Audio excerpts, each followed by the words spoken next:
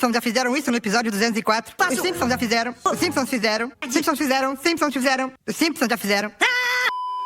Sabe aquela sensação de finalmente ter uma ideia boa? Daquelas que você pensa, agora vai. Só pra descobrir, segundos depois, que alguém já fez exatamente a mesma coisa. E não só fez antes, como fez melhor, fez primeiro e ainda virou referência. Essa é uma das frustrações mais comuns de quem cria o que quer que seja. E, curiosamente, esse também é o ponto de partida de um dos episódios mais inteligentes, caóticos e autoconscientes de South Park. Os Simpsons já fizeram, o 7º episódio da 6ª temporada. Não é só mais uma história absurda da série. Ele é quase uma confissão. Um episódio que nasce de uma crise criativa real e decide zombar dela em voz alta. Aqui, South Park olha para a maior sombra da animação adulta, os Simpsons, e faz a pergunta que todo criador já se fez em algum momento: como competir com algo que já fez de tudo? Além disso, esse capítulo é uma continuação direta do episódio Professor Caos, onde vimos a primeira aparição do alter ego do Butters. E aqui, ele não está só brincando de vilão, ele está tentando, desesperadamente, ser original, criar algo que seja só dele.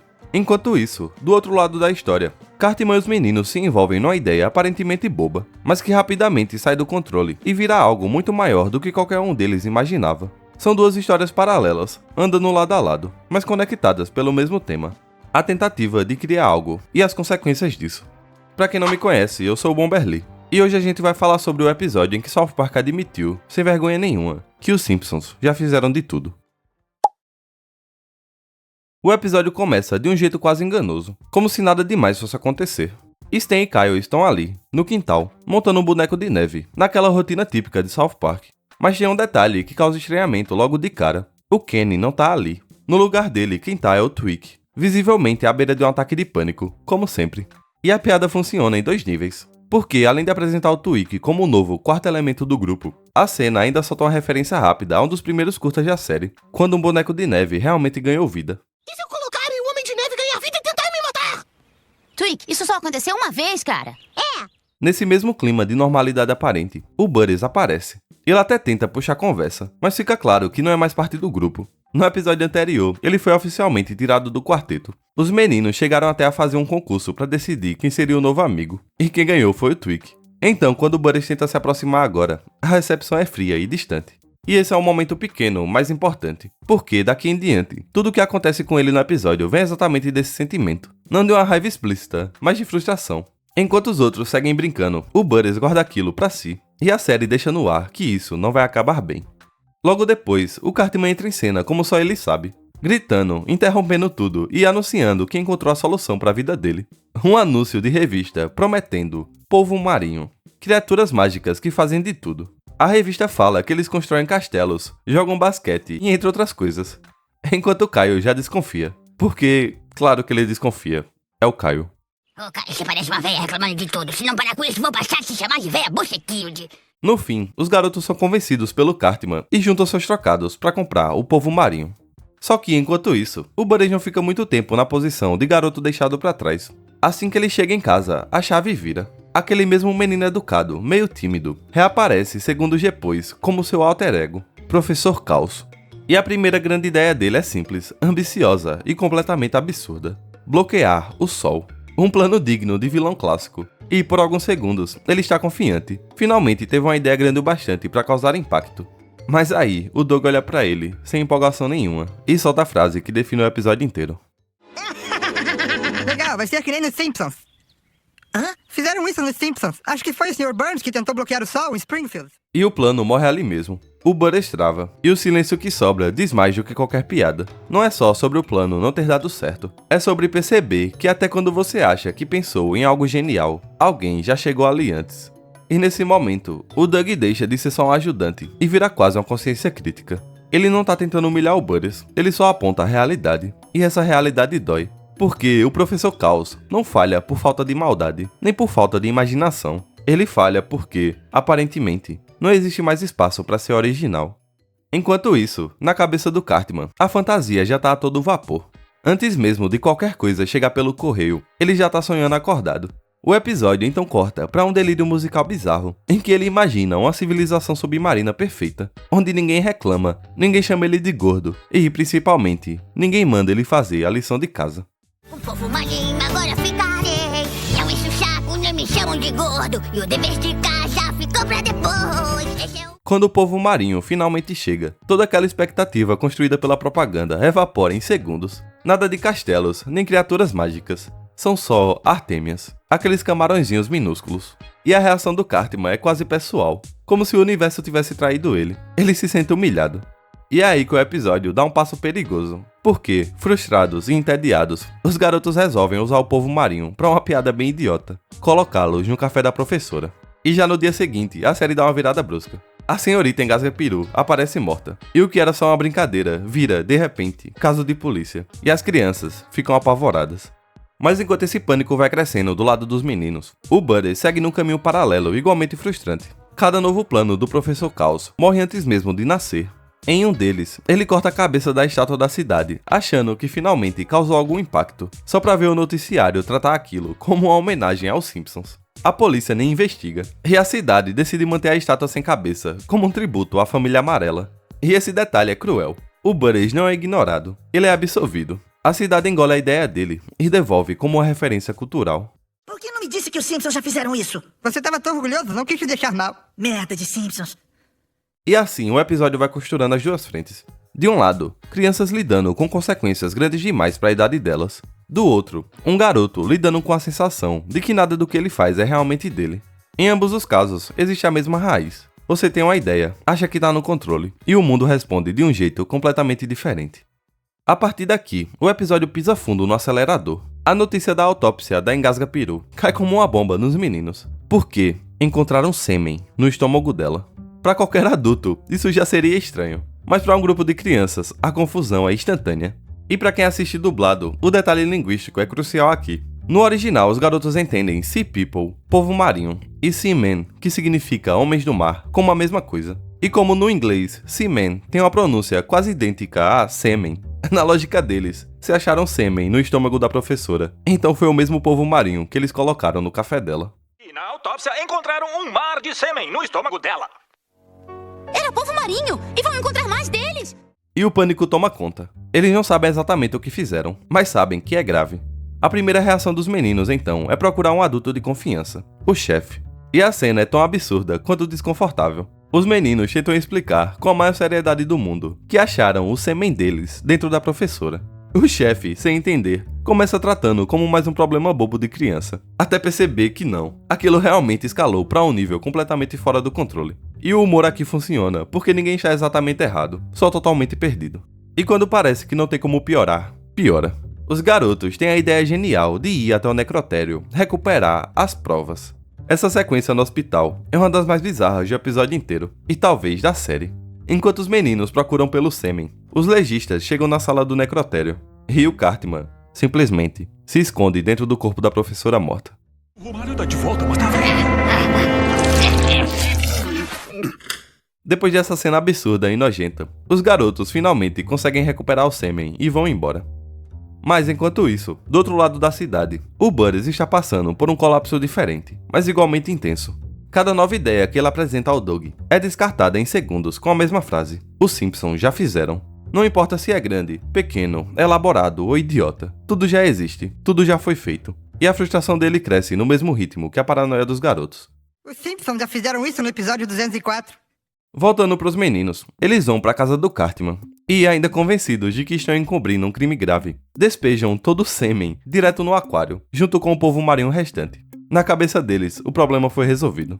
E é exatamente nesse momento que o chefe aparece, e a entrada dele muda completamente o clima. Ele surge com passagens e dinheiro, já preparado para ajudar os meninos a fugir do país, porque, do ponto de vista dele, aquilo realmente parecia coisa séria. Só que a conversa avança, e a confusão finalmente vem à tona. O chefe para tudo, escuta com calma, e explica, com a naturalidade quase cômica, que semen e sêmen não são a mesma coisa, e o alívio dos meninos é imediato. A porra que estava no frasco não era de vocês, mas de outra pessoa. E eu achando que vocês tinham e matado a professora. Só que o episódio não deixa a história voltar ao normal por muito tempo. Na manhã seguinte, o aquário se transformou. O que antes era só um monte de camarõezinhos, agora virou uma civilização inteira, evoluindo numa velocidade absurda.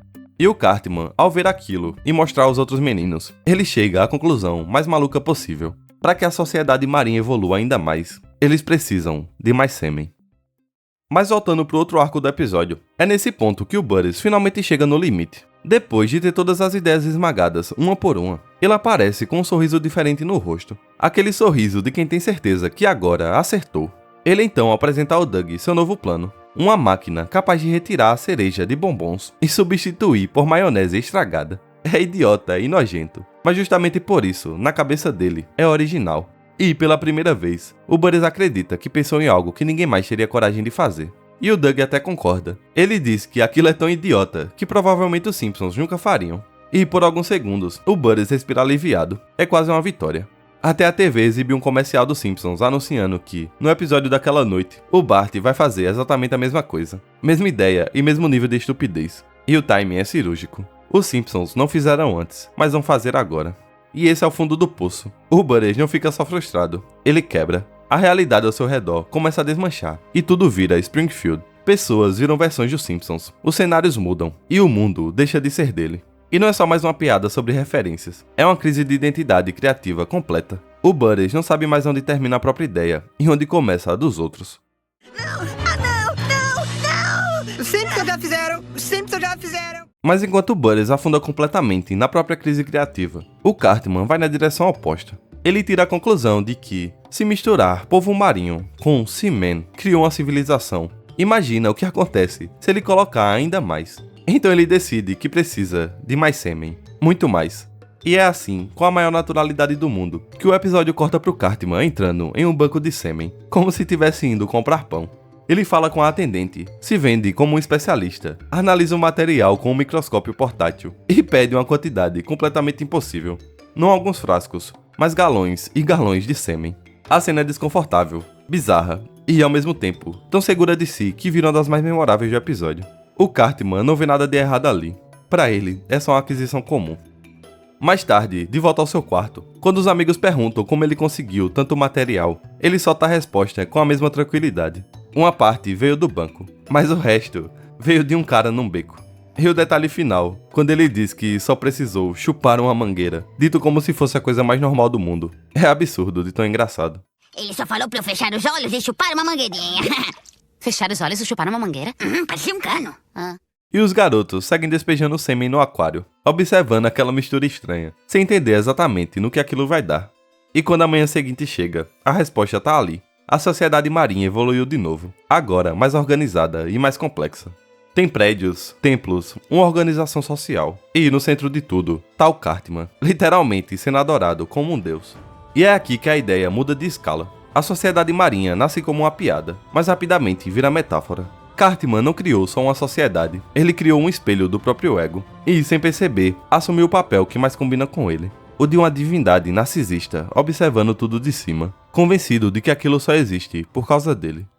E com o aquário virando praticamente um documentário acelerado da história da humanidade, os garotos resolvem chamar mais gente para ver o que eles criaram. Chefe, Sr. Garrison, a mãe do Cartman e até o time, todo mundo se reúne em volta daquele tanque, observando a civilização inteira surgir, evoluir.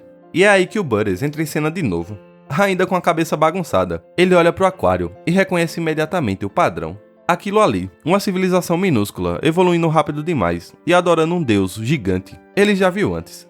Butters aponta, quase aliviado por finalmente poder acertar alguma coisa, que os Simpsons já fizeram isso. É a mesma história do episódio da Lisa e da civilização no dente dela. E pra ele, isso deveria ser o fim da linha, mas uma prova de que nada é original. Só que a reação simplesmente não vem. Ninguém liga ou se importa. O Stan, o Kyle, o Cartman, todos simplesmente dão de ombros e dizem que os Simpsons realmente já fizeram de tudo. Só que isso não faz diferença. E quando o chefe entra na conversa, ele coloca o último prego na paranoia do Butters. Ele explica que até esse episódio dos Simpsons foi inspirado em algo mais antigo ainda, um episódio clássico de Além da Imaginação. Ou seja, nem os Simpsons inventaram aquilo. E é nesse instante que algo finalmente se encaixa na cabeça do Butters. A sua obsessão some, as cores voltam ao normal e o mundo para de parecer Springfield.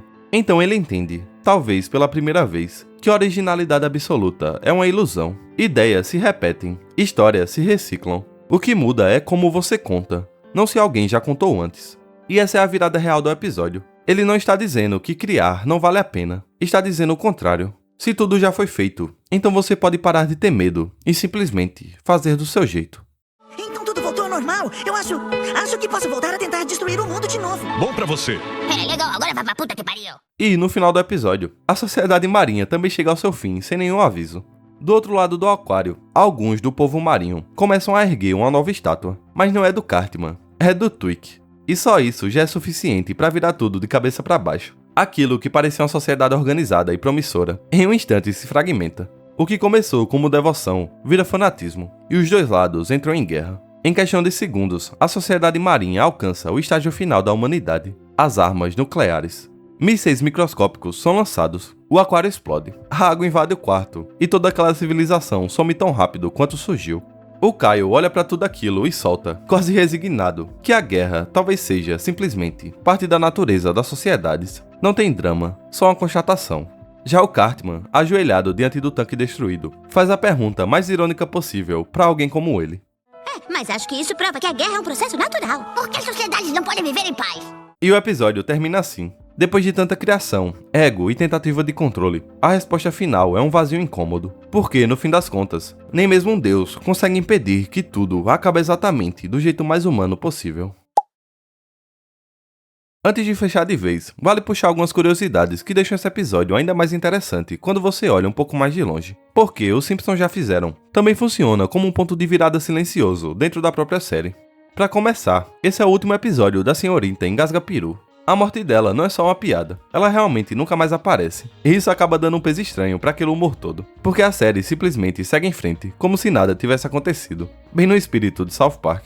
Outro detalhe fácil de passar batido é que o Kenny não aparece em momento nenhum, mas isso não é um descuido. Ele estava morto desde o final da 5ª temporada e passou toda a 6ª fora da série. O Tweek ocupando o espaço dele logo no início não é só piada, é a série lidando, do seu jeito, com a ausência dele. E apesar de toda a sátira, a relação entre South Park e os Simpsons sempre foi surpreendentemente amigável. Esse episódio não é um ataque rancoroso, é quase um reconhecimento público. Tanto que, ao longo dos anos, as duas equipes trocaram provocações carinhosas, mensagens escondidas e até parabéns irônicos. Quando South Park chegou ao episódio 200, por exemplo, os Simpsons mandaram um recado. Parabéns pelos 200 episódios. Nós já fizemos isso, 2 vezes. E isso só reforça a mensagem do próprio episódio. Não é sobre rivalidade, é sobre influência. É sobre aceitar que toda criação nasce em diálogo com outra. E que reconhecer isso pode ser libertador, em vez de paralisante.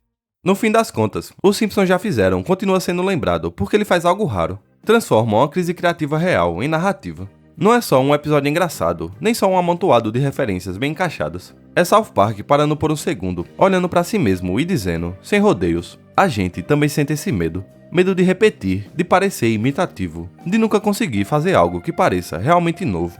E talvez por isso ele envelheceu tão bem, porque essa discussão não ficou presa em 2002. Hoje, qualquer pessoa que cria conteúdo, seja vídeo, música, texto, arte ou roteiro, já esbarrou exatamente nesse mesmo dilema. A sensação de que tudo já foi feito, que todas as ideias já existem, que sempre vai ter alguém apontando uma referência anterior. O episódio não nega isso, ele aceita, e, mais importante, segue em frente.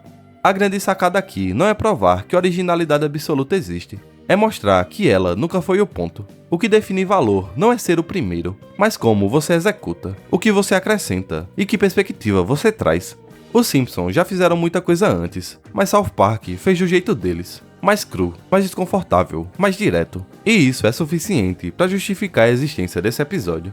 O arco do Butters resume tudo isso de forma perfeita. Ele começa paralisado pela comparação, afunda na paranoia e só se liberta quando entende que criar não é competir com o passado, e sim dialogar com ele. Já o Cartman, ironicamente, cria algo novo, só para provar que ego e controle absoluto não levam a lugar nenhum. No final, ninguém tem todas as respostas, e esse é o ponto. Os Simpsons já fizeram, não é um clássico, porque ri da própria insegurança sem tentar escondê-la. E talvez a maior lição do episódio seja essa. Se tudo já foi feito, então a única coisa que resta é fazer do seu jeito. Se você curtiu essa análise, não esquece de curtir esse vídeo e de se inscrever no canal. E também dá uma olhada nos recomendados que estão aparecendo agora na sua tela. Tem mais episódios de South Park para você desbravar. Valeu por assistir e até a próxima. Simpsons fizeram.